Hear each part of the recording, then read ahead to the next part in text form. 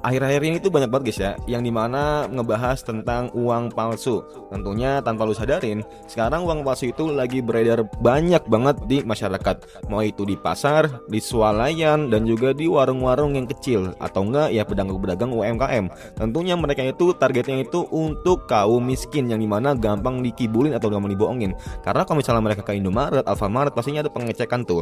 Kayak misalnya uang asli atau uang palsu segala macam diraba-raba dulu segala macam. Nah, tapi kalau misalnya mereka beli, mau itu di warung ya pinggir jalan atau nggak mungkin lagi warung kelontongan, warung Madura atau nggak ya pokoknya yang sekiranya itu orang-orang nggak berpendidikan dan nggak tahu teknologi lah, tentunya mereka tuh ya udah asal terima aja gitu tanpa dia tahu kalau misalnya itu uang palsu atau enggak. Dan inilah kenapa pentingnya edukasi dari zaman sekarang, atau enggak buat kalian yang masih Gen Z, tolonglah edukasi sekitar kalian biar apa, biar mereka tahu dan nggak gampang dibodohin gitu.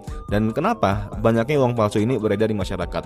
Yang pertama tentunya pengawasan lebih lemah. Tanpa lu sadarin, ya lu tau lah, mungkin akhir ini tuh lagi banyak guys ya, polisi menangkap pelaku-pelaku yang dimana mereka itu membuat uang palsu. Tapi ya mungkin yang ketangkap tuh berapa persennya dari 100%.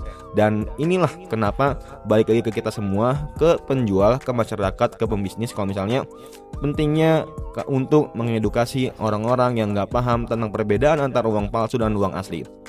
Yang kedua tentunya nominal kecil itu lebih aman dan pastinya nggak akan terdeteksi.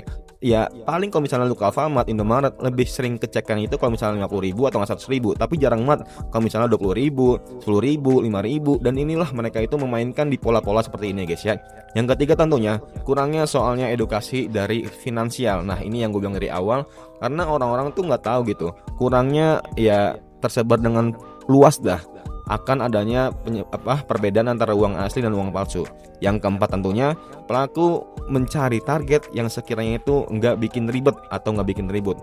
Ya tau lah kalau misalnya pelaku itu mencari yang tadi gue bilang UMKM yang kecil-kecilan, warung kontongan, atau nggak mungkin ya kaum miskin lah, atau yang mereka itu usaha kecil-kecilan.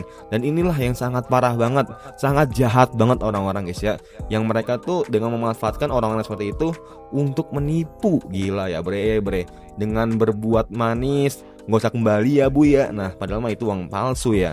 Dan pastinya kalau misalnya teman-teman nemuin orang kayak gini, atau enggak lu tahu itu udah uang palsu segala macam ya, langsung guys dilaporin, jangan sampai nunda-nunda ya guys ya. Semoga bermanfaat. Kalau misalnya teman-teman gimana menurut kalian beredar uang palsu ini, apakah salah pemerintah atau enggak salah kita semuanya? Coba tulis di kolom komentar. Semoga bermanfaat and see you next time. Bye.